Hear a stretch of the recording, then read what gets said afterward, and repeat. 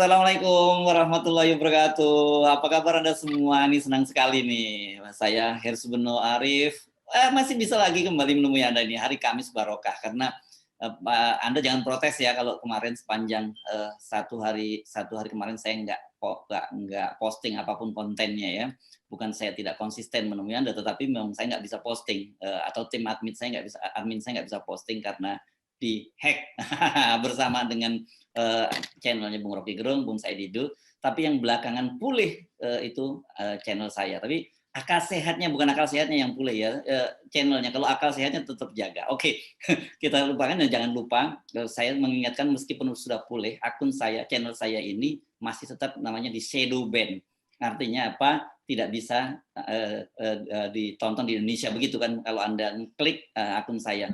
Tapi kalau Anda sudah subscribe, itu Anda akan dapat notifikasi. Nah, karena kalau Anda menganggap penting atau perlu bermanfaat channel ini, bantu saya share ya, supaya dengan orang-orang yang belum subscribe itu mendapatkan informasi dari channel saya dan kemudian ikut share, ikut subscribe dan juga like gitu. Nah, promosi ini saya jarang sekali loh ngomongin soal subscribe ini, bukan jarang, nggak pernah sebenarnya, tapi ini penting untuk mengingatkan pada Anda. Nah, sekarang saya akan ngajak lagi ngobrol dengan satu narasumber. Saya kira ini yang paling paling relevan karena Presiden kan baru saja mengirimkan surat Presiden untuk penunjukan siapa yang jadi Panglima TNI. Narasumbernya Anda pasti sudah menduga, namanya Bung Slamet Ginting. Assalamualaikum, Bung Slamet Ginting. Waalaikumsalam warahmatullahi wabarakatuh. Ya, udah gregetan sih sebenarnya pengen dari kemarin ngomongin soal Panglima TNI, tapi karena nggak bisa lah gitu. Nah, pertanyaan saya yang tentu saja pertama kali saya tanyakan, mengapa akhirnya Presiden Jokowi memilih Jenderal Andika? Pertanyaan ini penting saya ajukan karena kalau berdasarkan rotasi, itu sebenarnya meskipun tidak harus ya, bukan pakem yang bagus, itu kan yang wajar sekarang adalah Kasal, dan sebelumnya juga sempat nama Kasal yang Yudo Margono yang calon kuat gitu. Tetapi kemudian akhirnya dipilih Jenderal Andika, dan kita tahu Jenderal Andika ini kelahiran 21 Desember 64 ya. Artinya kalau toh dia pensiun normal bukan baru kan cuman menjadi Panglima TNI 1 tahun 1 bulan lah, kira-kira gitu ya, Bung. Ya. Begini Bung Hersu. Jadi mungkin orang lupa ketika Presiden Jokowi itu pertama kali menjadi presiden pada Oktober 2014. Hasil pemilu 2014 pada Oktober itu. Jangan lupa, ada kejutan di situ di lingkungan TNI. Ketika Brigjen Andika Perkasa yang belum 1 tahun menjadi Kadis Penat dengan bintang 1-nya, sudah ditarik menjadi Komandan Pas Pampres. Otomatis kemudian bintangnya naik menjadi Mayor Jenderal. Jadi sesungguhnya sejak 2014, Andika Perkasa adalah kader yang disiapkan untuk menjadi pemimpin TNI. Jadi butuh waktu sampai 7 tahun kemudian akhirnya terwujud. Nah, ketika ada relasi komunikasi antara Presiden Jokowi dengan Andika Perkasa, ketika Andika Perkasa menjadi Komandan Pasukan Pengamanan Presiden, maka secara sosiologis, secara psikologis, hubungan itu sudah dekat. Nah, kalau kita lihat, nyaris tidak ada orang yang pernah menjadi ajudan Presiden Jokowi, kemudian juga sekretaris militer Presiden Jokowi, terabaikan karirnya.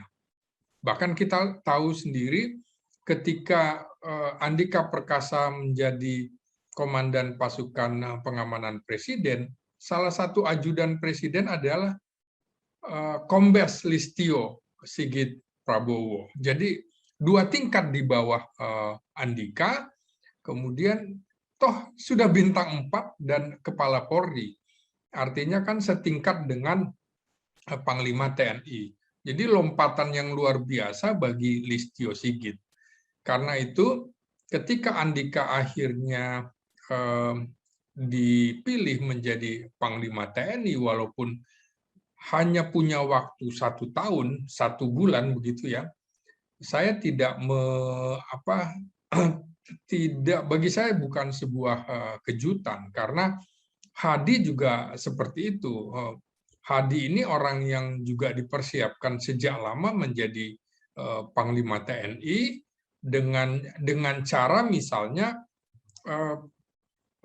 Jokowi pertama kali memilih Jenderal Gatot Nurmantio, bukan Agus Supriyatna dari Angkatan Udara. Jadi memang ada rencana menempatkan Hadi. Beda kalau misalnya dari Muldoko langsung Agus Supriyatna menjadi Panglima TNI, maka Marskal Hadi nggak ada lagi. Jadi memang sudah dipersiapkan. Ketika orang berbicara, kok dari Muldoko ke Gatot gitu. Rupanya ada skenario-skenario Jokowi yang luput dari perhatian, karena Hadi Cahyanto juga pernah terkoneksi dengan Jokowi ketika menjadi komandan pangkalan dan Lanut di Solo begitu ya. Nah, soal Andika, Anda katakan tadi memang waktunya tinggal 1 tahun 1 bulan. Ini memang tidak efektif. Dan yang menarik adalah isu pergantian Panglima TNI ini sudah terjadi sejak Desember tahun lalu, ketika Hadi sudah berusia 3 tahun masa jabatan. Karena rata-rata di era reformasi ini, jabatan Panglima TNI itu dijabat antara 2-3 tahun. Jadi diperkirakan tadinya Hadi akan selesai di Desember 2020. Ya, kecuali yang pada menarik, masa Hendy Hartono ya. Hendy Hartono Sutarto itu hampir 4 tahun ya. Iya, dia diperpanjang 3,5 tahun sama dengan Faisal Tanjung. Jadi masalah Hadi yang kemudian akhirnya diberikan kesempatan sampai full 4 tahun, ini menjadi catatan. Hadi memegang rekor sebagai Panglima TNI terlama dalam era reformasi. Jadi 4 tahun kurang 1 bulan. Nah, kira-kira gitu. Nah, kenapa kemudian Hadi diperpanjang maksudnya sampai di ujung pensiun? Itu menandakan juga bahwa Jokowi lebih sreg dengan Hadi ketimbang perwira tinggi lainnya, termasuk dengan Andika Perkasa gitu. Kenapa Andika tidak dicalonkan atau dijadikan Panglima TNI ketika dia sudah 1,5 tahun jadi kasat, waktu yang cukup gitu. Nah, sehingga dengan diundurnya Hadi sampai batas waktu 58 tahun membuat Andika kesulitan punya waktu. Nah, ini menarik Bung Hersu, karena orang berspekulasi ada apa Jokowi akhirnya tetap memilih Andika Perkasa. Apakah akan tetap pensiun pada Desember tahun lalu atau tidak? Kita belum tahu, karena politik itu sangat dinamis. Berdasarkan kepentingan-kepentingan bisa saja kemudian Andika diperpanjang sampai usia 60, bisa saja terjadi. Faisal Tanjung yang harusnya pensiun 55 tahun waktu itu usia pensiun TNI, itu diperpanjang sampai dengan usianya hampir 59 tahun. Begitu juga Hendy Hartono Sutarto yang harusnya pensiun pada 2002, April 2002 menjadi 2006 sampai digantikan Marskal Djoko Suyanto. Jadi memang ada dinamika politik. Nah, dari sini saya ingin mengatakan bahwa persoalan politik menjadi pelik ketika kemudian Jokowi menunda-nunda terlalu lama pergantian Panglima TNI tanpa menjelaskan lebih lanjut. Akibatnya apa? ada yang tersakiti, ada yang menjadi korban. Korban itu apa? Ya Yudo Margono itu. Karena kemudian seperti tersakiti begitu. Mestinya menurut saya jangan terlalu lama dibiarkan isu ini berembus, persaingan antara dua jenderal bintang 4 ini. Secara psikologis tidak bagus bagi organisasi TNI. Artinya siapa yang jadi Panglima TNI, siapa yang tidak berhasil dalam tanda petik, itu hubungannya nanti nggak bagus. Jadi lebih bagus sebenarnya Presiden umumkan saja jebret begitu ya, tanpa kemudian menunda-nunda. Dan satu lagi Bung Hersu, saya orang yang tidak sepakat dengan fit and proper test bagi Panglima TNI. Sistem di kita adalah sistem presidensil gitu, bukan parlementer. Nah, Undang-Undang Nomor 34 tahun 2004 tentang TNI, pasal 13 ayat 2 ini, itu kan itu yang menjadi pangkal persoalan ketika misalnya presiden yang memilih dan memberhentikan Panglima TNI. Tapi kan ada kalimat lanjutan, atas persetujuan DPR. Kemudian diterjemahkan menjadi fit and proper test. Ya. Nah, fit and proper test ini menurut saya jadi gimmick politik, kegenitan parlemen gitu ya. Padahal cuma formalitas saja ya, padahal faktanya ya. Nah, bisa jadi mereka malah kemudian muncul kegenitan politik. Anda tahu kasus Marskal Joko Suyanto itu fit and proper testnya sampai 13 jam. Dari pagi sampai malam. Mungkin ini dalam sejarah dunia termasuk fit and proper test terlama. Mungkin bisa dicatat dalam Guinness Book of World Record begitu Bung Hersu. Pertanyaannya juga nggak berkualitas begitu loh. Pertanyaan-pertanyaan basic seperti dendam-dendam politik PDIP waktu itu karena sebelumnya Presiden Megawati sudah menyorongkan nama Jenderal Ria Mijat, tapi itu kan persoalannya di ujung ketika dia sudah kalah dalam Pilpres gitu loh. Kenapa kemudian Megawati tidak menyorongkan Jenderal Ria Mijat Ria Kudu itu sebelum Pilpres gitu ya. Padahal Megawati juga yang pertama kali memperpanjang usia pensiun Endriartono Sutarto jadi dari Kasat itu. Jadi pensiunnya sebenarnya udah saat di Kasat. Kemudian diperpanjang. Nah, ketika mengusulkan Ria Mijat Ria Kudu, akhirnya SBY tampil sebagai pemenang pemilu presiden, maka suratnya ditarik. Nah, PDIP dalam hal ini juga kecewa berat. Nah, Joko Suyanto dikerjain lah kira-kira gitu, dikerjain. Kita lihatlah bagaimana dramaturgi di parlemen pada saat itu. Jadi ini kok kayak main-main gitu. Kira-kira begitu, Bung Hersu. Anda waktu itu kan menyinggung dalam wawancara kita sebelumnya menyinggung kelihatan sekali bahwa Pak Jokowi pada waktu itu mencoba menghambat Andika ya gitu.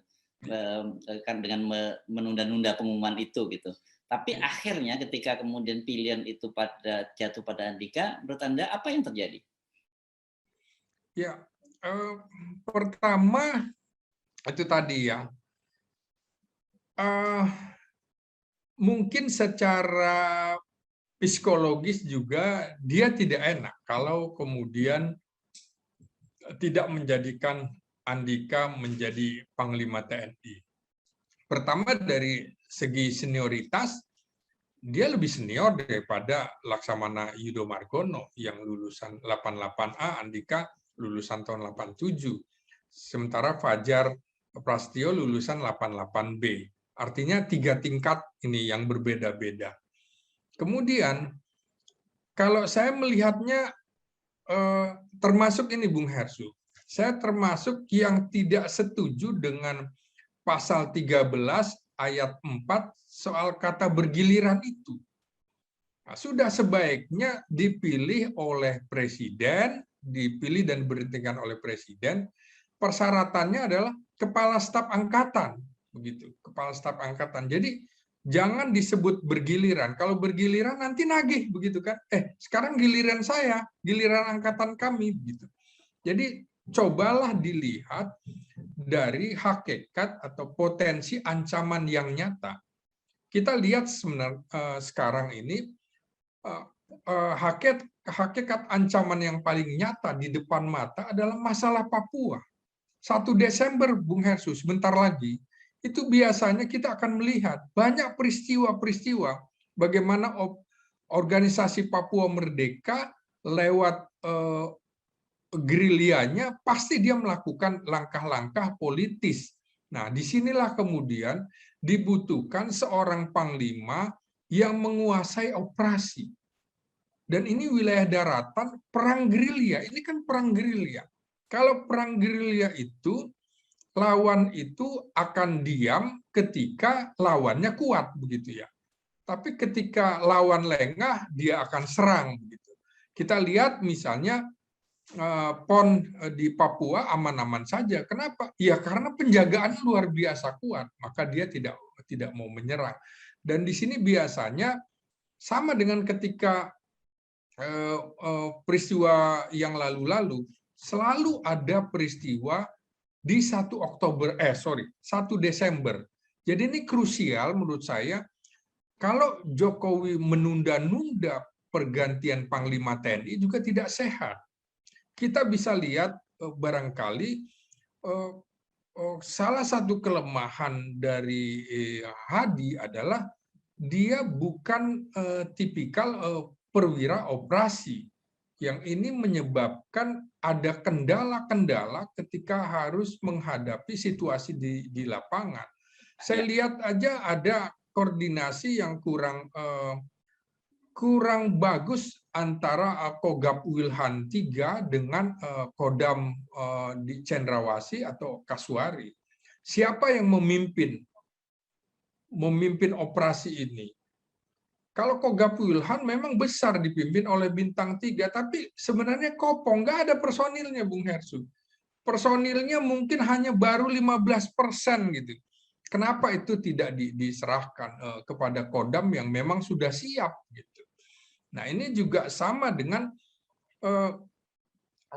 dalam kasus separatis ini, apakah kemudian kita mengandalkan kepolisian untuk seperti itu? Tidak.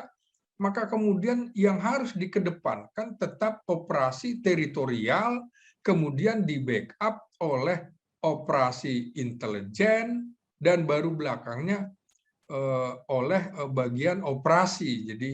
Jadi ada teritorial, intelijen, operasi. Dan ini harus dikuasai. Biasanya untuk melawan gerilya itu, Angkatan Darat jauh lebih menguasai daripada Angkatan Laut dan Angkatan Udara, karena memang ini operasi gerilya melawan anti gerilya. Ini tidak mudah. Apakah kita mau kehilangan Papua? Tentu tidak. Ya, meskipun kalau kita kaitkan dengan ketegangan global, terutama khusus regional lah kalau kita tarik, itu ada ancaman Laut Selatan ya, sebenarnya di depan mata mulai ketegangan. Tapi ini masih berupa potensi gitu.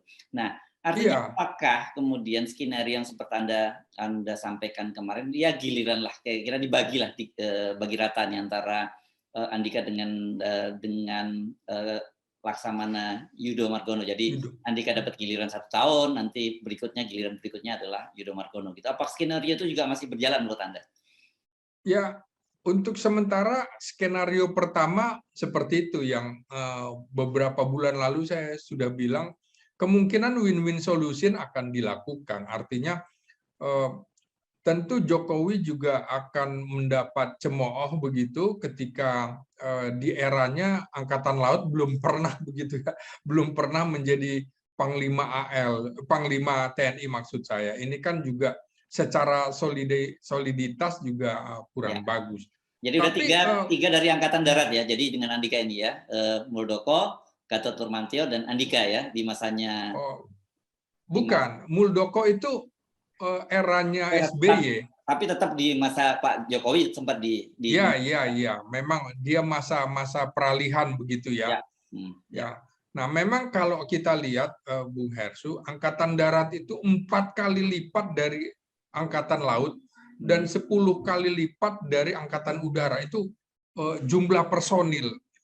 Nah, dalam operasi-operasi gerilya itu biasanya musuh satu dihadapi 3. Kalau ada 100 ya harus dihadapi 300. Jadi memang lebih membutuhkan pasukan darat di sini daripada pasukan laut, apalagi udara. Sehingga mungkin dari hakikat ancaman masuk akal ketika Andika yang juga berpengalaman dalam operasi-operasi di Papua, Aceh, di tim-tim untuk memimpin TNI kali ini.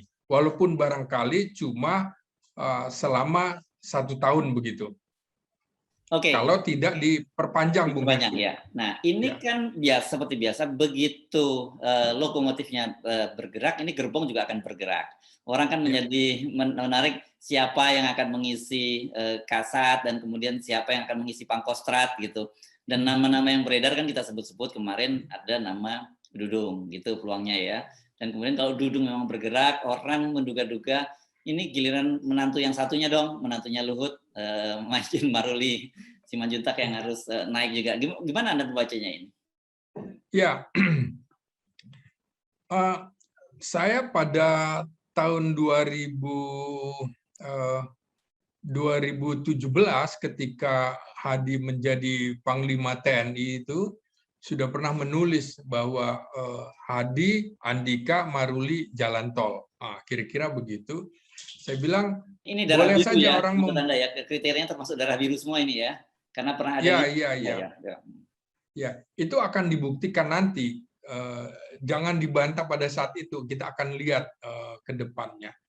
Perlahan-lahan itu akhirnya terbukti bahwa Hadi juga cukup lama ya dalam pengertian menjadi Panglima TNI, menjadi rekor begitu. Terus Andika menjadi Panglima TNI, dan bukan tidak mungkin Maruli akan menjadi Panglima TNI di masa peralihan, Bu Hersuk. Dia 92 karena ada presiden kan, Listio Sigit 91 kan, dia 92. Jadi memang kemungkinan yang menjadi Kasat ada beberapa nama menonjol, antara lain misalnya Letnan Jenderal Herindra, Wakil Menteri Pertahanan. Ini Adi Makayasa lulusan terbaik 87 bersama dengan Andika begitu ya. Tapi kalau dari 87 kembali 87, sepertinya roda organisasi kan nggak bergeser. Maka pilihannya 88A, 88B, 89. Nah, 88A itu yang menonjol antara lain Arif Rahman, Komandan Pusat Senjataan Infanteri. Kemudian 88B misalnya ada Dudung Abdurrahman, Panglima Kostrat. Kemudian 88A, masih ada juga misal Letnan Jenderal Matsuni, Komandan Kodiklat TNI, bekas Danjen Kopassus.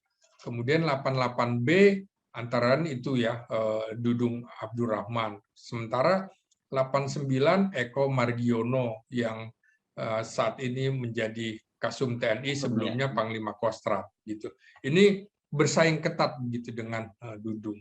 Tapi kalau melihat konstelasi kedekatan Jokowi secara sosiologis psikologis dengan sejumlah perwira yang saya sebutkan, kelihatan sekali Jokowi berharap betul pada seorang Dudung Abdurrahman untuk menjadi Kasat. Saya pikir tipis kemungkinan Dudung meleset menjadi tidak terpilih menjadi Kasat. Saya perkirakan pelantikan akan bersamaan, Bung Hersuk. Pelantikan Panglima TNI bersama Kepala Staf Angkatan Darat. Nah, kemudian apa pertimbangannya yang kenapa menarik dilaksanakan bersamaan? Supaya tidak ada kekosongan. Nah, itu kan seperti misalnya Muldoko, Gatot segala macam. Mohon maaf, Muldoko dan Budiman waktu itu bersamaan begitu rata-rata. Jadi artinya supaya dalam pekan-pekan ini atau setidaknya paling lambat pekan depan sudah ada pengumuman siapa yang akan jadi Kepala Staf Angkatan Darat ya? Kalau menurut saya bisa jadi pada tanggal 7 itu sudah mestinya sudah ada pelantikan. Jadi kita tinggal nunggu berapa hari aja, karena tidak bagus juga kalau Andika dilantik pada tanggal di atas tanggal 8. Karena secara normatif itu Hadi Cahyanto kan sudah pensiun tanggal 8, walaupun administrasinya baru 1 Desember. Jangan sampai Panglima TNI Panglima TNI itu dipegang oleh orang pensiunan begitu ya, jabatan itu. Jadi menurut saya tidak bagus, secara psikologis tidak bagus sekali, dan itu membahayakan. Jadi menurut saya kalau bisa memang pada tanggal 7 atau sekurang-kurangnya tanggal 8 November pagi itu sudah pelantikan dan langsung serah terima jabatan Kasat dan Panglima TNI. Ini roda organisasi tidak boleh berhenti. Ya. Tidak boleh terjadi vacuum of power.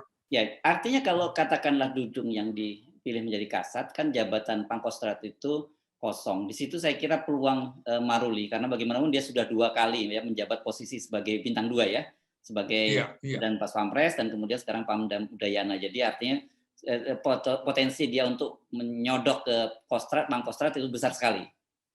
Ya, jadi sebenarnya penggantinya mesti dihitung juga, berarti lulusan 90 kan begitu, lulusan 90, 91, 92 itu giliran mereka.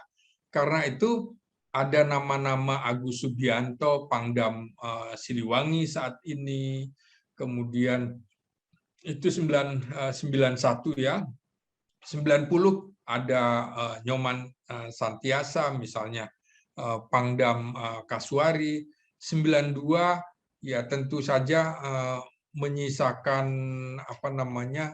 Maruli, cuma satu-satunya yang sudah jadi Pangdam. Memang ada misalnya anaknya Wapres Tri Sutrisno, tapi masih menjadi Panglima Divisi 3 Kostrat, belum Panglima Kodam. Atau Richard Tampu Bolon kan juga satu angkat ya? Iya, Richard, tapi kan belum juga posisi Pangdam, walaupun posisinya Panglima Komando Opsus gitu, operasi khusus TNI. Jadi kemungkinan Maruli punya peluang besar gitu ya. Walaupun kemudian bisa juga Agus Subianto mendahului Maruli karena dari sisi senioritas. Tapi jabatan Maruli waktu itu sebagai Komandan Pas Pampres justru digantikan oleh Agus Subianto, Bung. Jadi kelihatan mungkin bisa dibaca itu pesan bahwa Maruli dulu ya, kira-kira begitu. Jadi peluang Maruli untuk menjadi Panglima Kostrat itu besar, dan dia masih sangat muda sekarang, usianya baru 51, masih panjang 7 tahun lagi. Kita mesti belajar juga sebenarnya dari kesalahan menurut saya ya, kesalahan untuk memilih pimpinan Polri yang masih terlalu lama pensiun, seperti Listio itu masih 7-8 tahun waktu itu, tapi sudah Jenderal Bintang 4, gitu juga Tito Karnavian. Ini jelas mengganggu roda organisasi. Kalau gitu untuk apa juga sebenarnya ada Akademi Kepolisian yang memang track record-nya sudah dihitung menjadi jenderal pada usia sekarang, usia berapa pasnya untuk Jenderal Bintang 4, sekurang-kurangnya 3 tahun menjelang pensiun lah. 55 itu matang sekali menurut saya. Jadi bukan umur 51, masih jauh sekali. Kita punya pengalaman buruk, Bung Hersu, ketika era Presiden Soekarno, ketika dia memilih Omar Dhani menjadi Kepala Staf Angkatan Udara. Padahal dia baru 9,5 tahun berkarir di militer. Itu cepat sekali, kemudian dampaknya adalah dia tidak dihormati di Angkatan Udara. Ketika dia memimpin Panglima di Papua, untuk Papua, Panglima Mandala, juga yang Angkatan Darat itu juga merasa bahwa kira-kira emang lu siapa gitu kan? Gua sejak tahun 45 sudah bertempur, Anda baru masuk jadi tentara tahun 52 begitu. Jadi itu menurut saya nggak bagus. Pengalaman buruk, kesalahan buruk Soekarno itu seharusnya tidak diulangi oleh Presiden Jokowi. Dia harus mengacu pada pengalaman kesalahan-kesalahan serupa begitu. Ya, nah tapi artinya kalau bercermin pada polisi, setidaknya Pak Jokowi sudah melakukan 2 kali langkah semacam itu ya. Iya, iya, Ya, iya. dan artinya dengan melihat faktor Maruli, satu kedekatan Maruli tentu ini bicara karena dia juga pernah menjadi dan Pas Pampres, dan kedua tentu saja kita melihat faktor Pak Luhut sebagai salah satu orang kepercayaan dari Pak Jokowi, bisa saja itu terjadi. Kira-kira kan begitu ya, Bung Ginting ya? Ya, sangat mungkin karena kemudian kalau melihat track record jabatannya sudah memungkinkan Ya, untuk ya. bisa naik ke bintang 3 atau jabatan seperti Panglima Kostrat dan lain-lain. Oke, baik. Terima kasih Bung Slamet Ginting atas perbincangannya ini. Assalamualaikum warahmatullahi wabarakatuh. Waalaikumsalam warahmatullahi wabarakatuh.